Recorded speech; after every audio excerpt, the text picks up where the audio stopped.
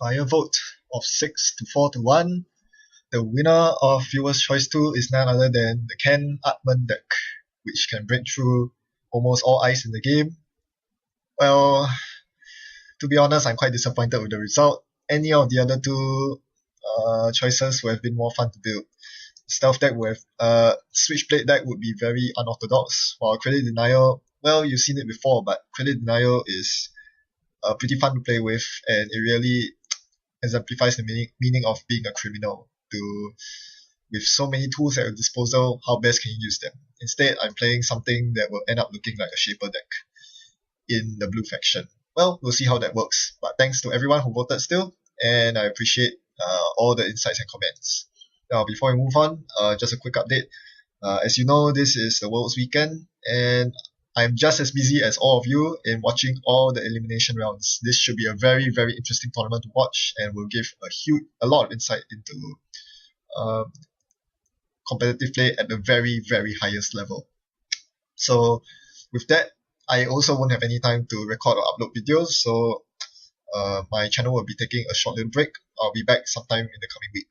For now, enjoy all the footage from Worlds, and do check the videos on FFG Live if you haven't. By clicking on the link here, you can see all their past broadcasts, including the games from yesterday, on Saturday, which were very good. Alright, so with that out of the way, let's build our Ken Atman deck. Now, so here we have the basics. 3 data suckers is a no-brainer, because there's no in-faction way of tutoring data suckers from your deck, so you need 3 of them to reliably see them. Desperado as hardware, that's a no-brainer. That is the best hardware you can get for Ken. Doppelganger sounds nice, but no. 1 credit per run is too important to have, and because of that, let's make our runs better by using Dirty Laundry. Our economy here is definitely, what do you call that? Yes, run-based economy, so security testing would be pretty important. Question is, do you put 2 or 3 copies of it? Tough choice. I think I will go with 3 copies, simply, but I can, take away some data if need be. 2 Atman, obvious choice. 2 Atman, 3 is too many. You don't usually need 3 Atman, and 1 is okay, but I'm not using Atman as a secondary breaker, I'm using it as a primary breaker, so I will need 2 copies. Pretty expensive influence, but it's still manageable with Ken's big influence limit. Alright, what else do we want? We want run efficiency. John Masanori immediately comes to mind. Card draw is always a weakness of Criminal. You don't want 3 copies because that's not going to be installed on the first turn. You want to stabilize before you start installing it. What else do we need? Run efficiency. 3 steps ahead is very interesting. I'm thinking it can work. Question is, how many will I want to include? I don't know. I'll put 1 copy first. Early Bird. Early Bird is only playable in Ken pretty much. Do I want to play it? The thing with Early Bird is that it actually does synergize with 3 steps. Oh, it doesn't. They are both priorities. That's a pity. Yep. Alright, so we won't use Early Bird. Okay, what other good run events are there? Well, there's one staring at me right in the face, Account Siphon. Most decks include 3 copies. I'm not a fan of including 3 copies because everyone has so many ways to defend against Account Siphon nowadays, and tag floating is not as good as it was last time. With the rise of Blue Sun, all the Scorched Earths, all the tag punishments, and your reliability, and you relying on security testing for money. So yeah, I'm not a fan of Siphon. Too big a fan, but you still need it. Alright, since it's run base, legwork, no question. 2 copies of that for added HQ pressure. Indexing and Maker's Eye. How many of that do I want? My standard would be 1 each. So with that, I only have 3 influence left to spend. That's not very good because I do want to spend influence on card draw. Quality time, I suppose. Card draw is very important. I cannot stress this enough. Because express delivery is nice, but as Ken, you want to play all the cards that you draw. You don't just want to take only the best cards. You want to play every single card because every single run event adds so much power to you. So yes, I'd rather draw all of them into my hand. So hence the quality time. Because I'm so run based, my economy is entirely run based. I need plus creep. This is because if I find myself on less credits than the enemy Blue Sun or Grindel, and I'm forced to run in order to gain credits, they will just scorch me down because I made a successful run that triggers Seesaws. Unlike other corps, I cannot sit back and keep tapping KT Jones until I win, so plus 3 is a must. I might narrow it down to one copy, but that will be for later. Let's look at the other run events. Type run. Faint. Worth considering. Definitely worth considering with the 1 credit discount. Inside job is definitely a must. Question is 2 copies or 3. I'll put 2 copies. It's not as good as in the Netrunner Andromeda deck, simply because inside job will only net me 1 access. However, along with that 1 access, I get 1 credit, 1 data sucker token, maybe 1 more credit from Desperado, and maybe 1 card from John Masnori. So it's still something I want to include. And of course, it triggers emergency shutdown, which I need, which is definitely important today in the context of Blue Sun's dominance. Again, emergency shutdown, 2 copies because I'm not using compromised employee, so emergency shutdown cannot be used to the fullest. It's pretty dead against certain matchups like Jinteki and NBN, so you don't want to dedicate too much deck space to a dead card. Same old thing, 2 copies I guess, pretty standard. There's Plan Assault as well, but I'm not a very big fan of that. Actually, Plan Assault could be good. I don't know. It definitely could work. We'll see about that later. Stim Hack is a very tempting include. MacTown influence though. I do feel like including Stim Hack. Oh yes, Special Order. Very important to pull out those Armand. I suppose 2 copies. Then you need a Breach to deal with wraparounds and something to deal with Swordsman. I would suppose Mimic is nice.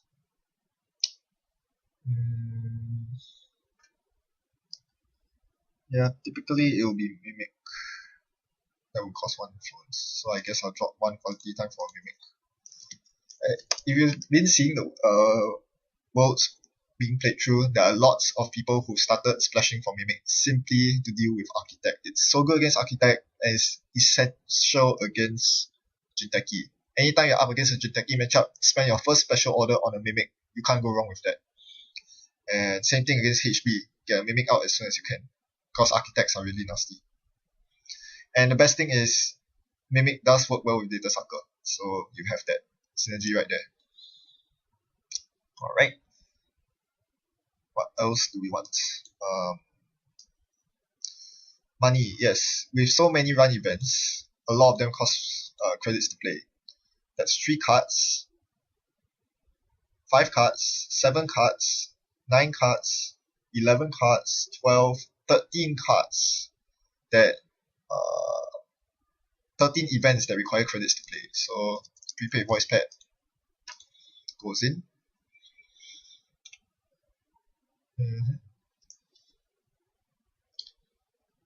Yep. Looks good.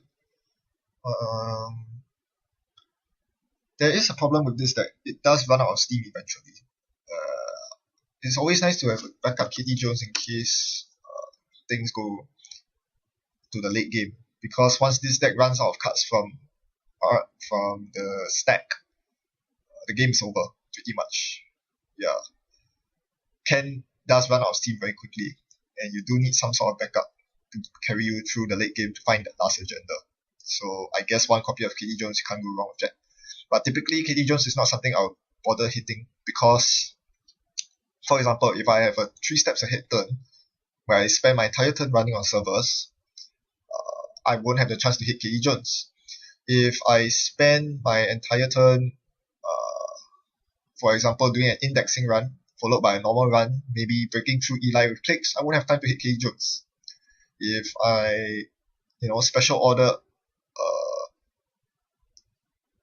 breach, or sorry, if let's say I install a breach to break through HQ and then follow up with an account siphon, I'll need 2 turns to clear text, 2 clicks to clear text, no time for Kitty Jones. So yeah, there's lots of reasons why Kitty Jones is not good for this deck, but one backup copy is still essential. There's something that I've been really tempted to try. If you saw when I started this video, Savoir Faire was in this text box. I was thinking of having Savoir Faire and Autoscripter. This allows you to install cards from your HQ, which synergizes with quality time. Because you have a lot of cards in your hand, you can install one for free during a run, and you use Steam Hack to make the full use of your Savoir Faire. It allows you to install Artman for cheap. Remember, Artman is actually very expensive to install, and this deck can be very slow if you don't get your Artman out quickly enough. Imagine if you're up against Near Hub and they start with a wraparound on HQ, Quandary on R&D. You're not going to get in for a long time. Sure, you can bring out an Artman 0. That will take quite a while. Installing a 3-cost program just to break through a 0-strength ice. It just feels too slow to me. Not to mention an Eli. To deal with an Eli, I need a breach, which costs 4 credits, and 2 more to install. Or an Artman 4, which is more ideal, but it costs 7 to install the Artman 4. These are very expensive stuff. So, Steam Hack might be very appealing, but it only synergizes with Savoir Faire. I would really like to try that version out. Unfortunately, if I do so, I'll need to sacrifice influence from elsewhere. I think it's worth a shot. Let's give it a go. Since I might as well just try fun stuff with my deck now.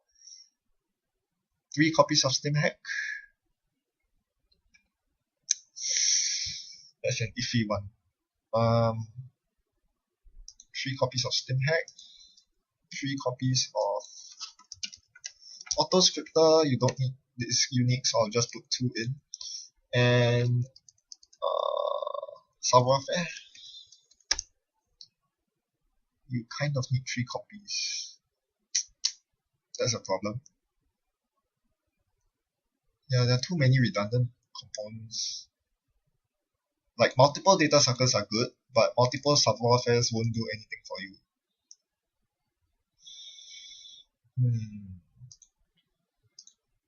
And you cannot tutor Savoir Faire. That's why no one plays Savoir Faire. It's just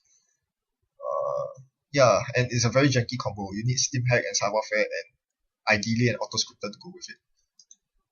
Pretty janky, I would say. So if you sacrifice the indexing, so now there's very little R&D.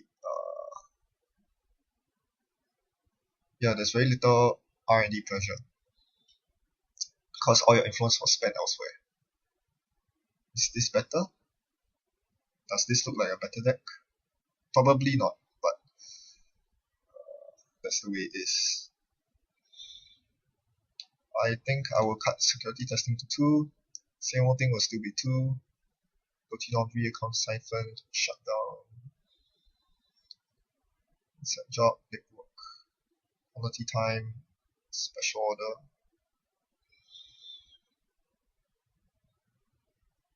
Yep. Steam Hack, Maker's Eyes, 3 steps ahead.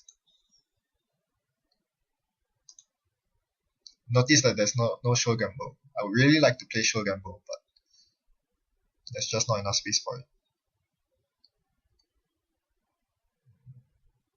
Speed, Desperado, Autoscripter. So you really want your runs to be successful. Yep.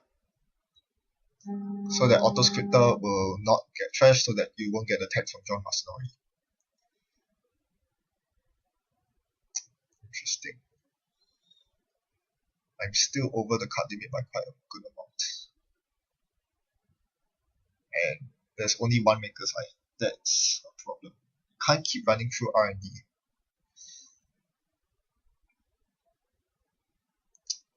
Unless I drop the Mimic. But Mimic is so good. Yes, Mimic is just too good against the matchups where it really matters. Yeah, that's a problem.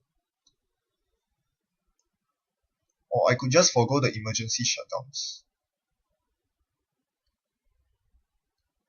Yes, it sounds crazy to forego emergency shutdowns, but well, I don't know. That's tough. Against Blue Sun, you're gonna have a really tough time if you don't have emergency shutdowns.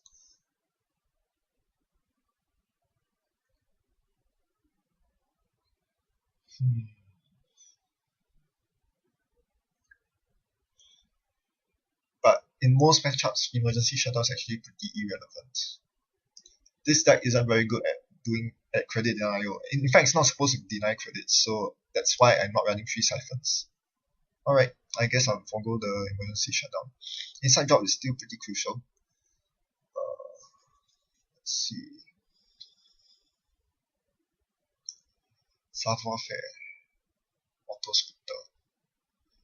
Very weird, but I guess that's how I want it to be.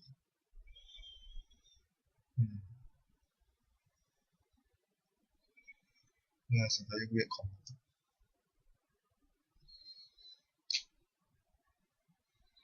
Is this deck worthy? There are 45 cards, 70 influence, let's try it. And we'll find what sort of weaknesses there are. This is a Mao hand. This is worth keeping. On my first turn, I will install these two.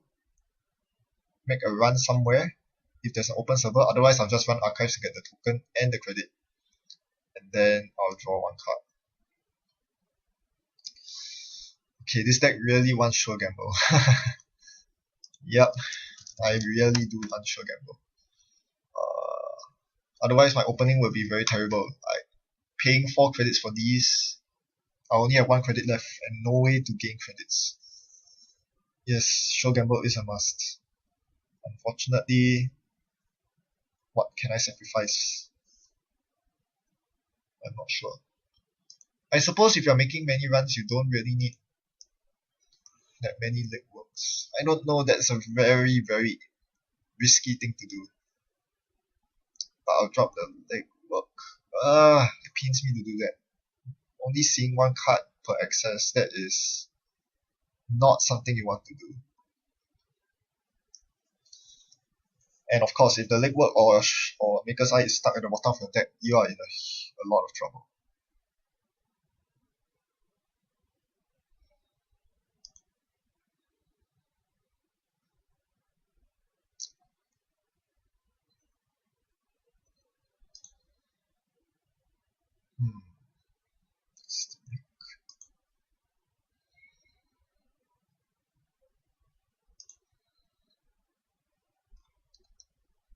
Steam hack is actually pretty useless until the mid game,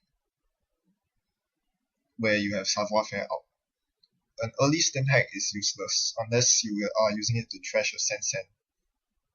Maybe you could justify that. Otherwise, Steam hack is pretty useless. I would replace it actually. Now that I'm thinking about it, I might replace it with Scrubber.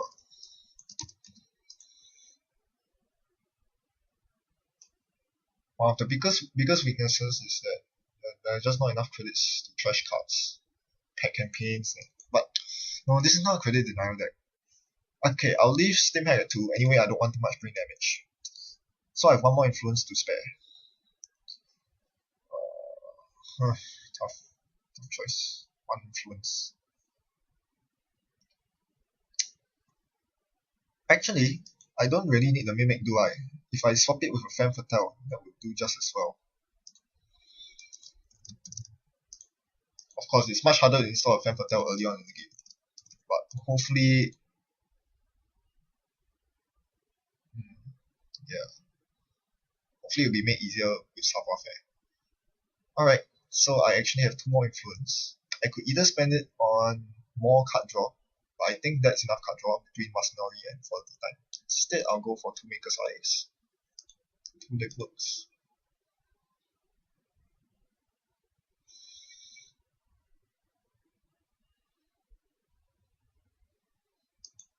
that case, I guess I don't need that many same old things.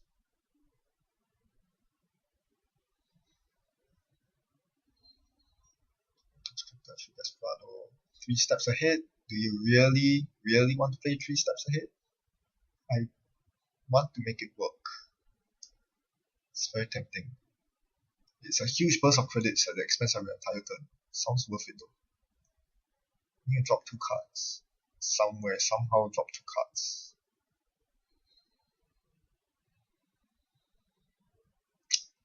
I like Inside Job a lot. It allows you to, assuming that you're in the mid game, you have a Desperado and a Data Sucker up, along with maybe John Masanori. You're basically throwing an Inside Job, which is 1 card and 1 credit, but you get a lot in return. You get the Sucker token, you get 1 credit, you get 1 extra card to replace your Inside Job, and all that while getting 1 excess, which is always very good. I really like Inside Job.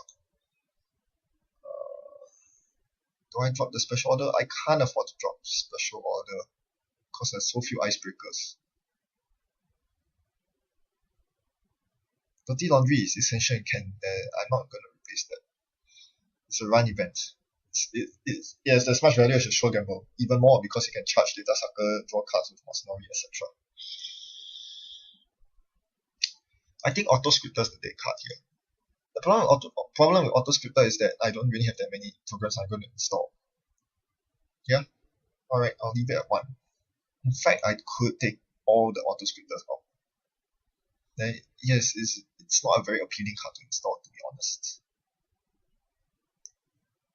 But, yeah, I don't know.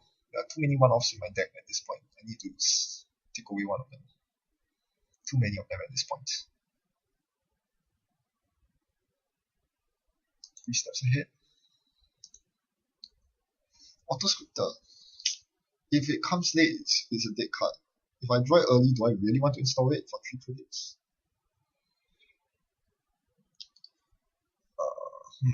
Tough choice. In any case, I have 5 memory. 1 for Savoir-Faire, 1 for Data Sucker, 2 Artments, and 1 of either Bridge or Femme Fatale. That's good enough.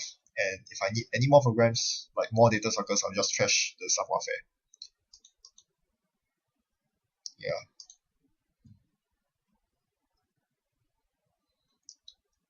Let's try again and we'll see what card I can cut out. This is a mulligan. There are too many programs. Special orders count as programs. No money. This is a keep because of these 2 cards. They will be installed first. I will run a server and draw a card. Next turn. If they don't seal out security testing, I'll security test. Then I'll draw. I'll draw again. And click for a credit. Or play show gamble if I have enough money to.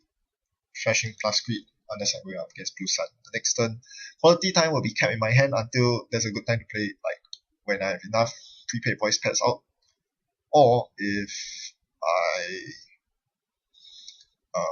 am about to embark on a Savoir-Faire run and require some progress in my head.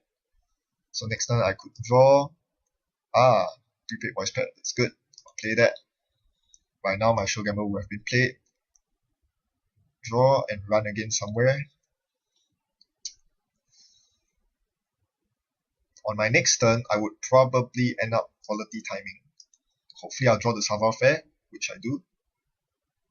But there are no programs for me to install Savoir-Faire with. Oh, that's so annoying. Oh man. Yeah, that's not very good. But there's a Dirty Laundry. I can trash the security testing. That's not very good. Try again. This is a keep hand, obviously.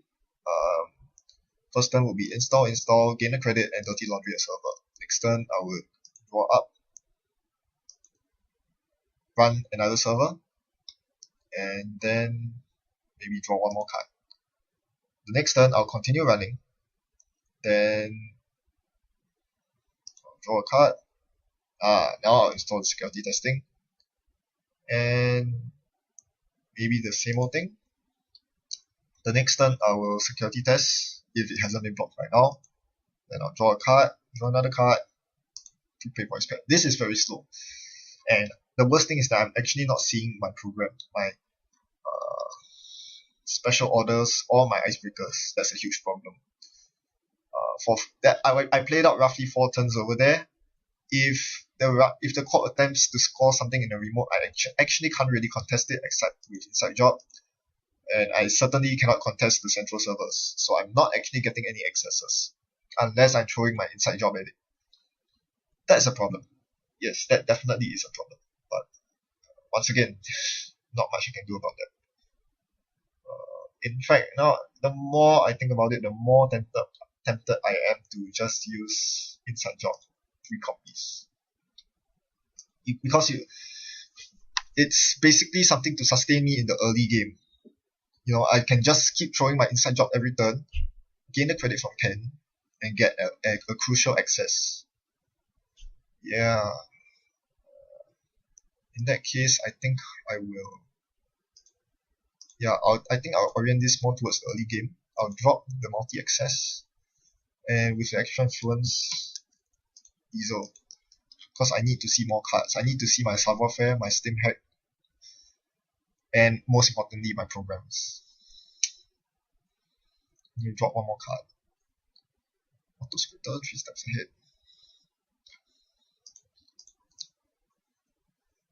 This is a tough hand to keep, man. These 3 cards are good for installing early, but I can't do much past that. I think I'll have to mulligan this hand. Ooh, this is an interesting hand. What I could do is install both prepaids, take a credit. No, I don't even need to take a credit. I'll just run with Dirty Laundry. Use both credits and gain 5. So I'll have 6 credits, and then I'll draw a card. Next turn, draw 1. Use another Dirty Laundry. See, this is where prepaid comes in very handy. It offsets a Dirty Laundry basically gives me 5 credits. That's so good. Then keep drawing up. Now I'm actually drawing to my Atman. The next turn I can use my Sure Gamble. I'll just keep drawing up. And maybe throw an inside job at one of his central servers. Remember, since I'm playing Ken, what I want to do is I want to play a run event every single turn. Inside job's a good run event, Dirty Laundry is a good run event. All these can just throw them randomly every single turn. That's what I'm looking to do. You do need 3 copies of savoir-faire. One funny thing you can do, actually, is to install a savoir-faire with a savoir-faire just to gain the extra click from Autoscripter in the event that I find 2 credits to be less valuable than the extra click. That is definitely possible.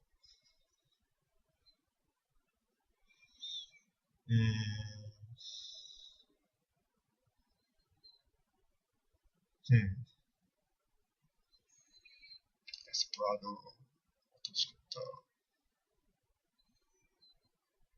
3 steps ahead.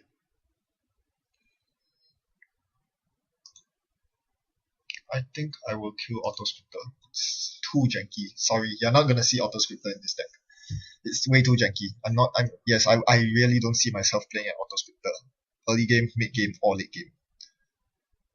The credits probably are more important to me. Yep. Alright, so I will go out to test this deck. What should I call this? Kenman. Kenman. Alright.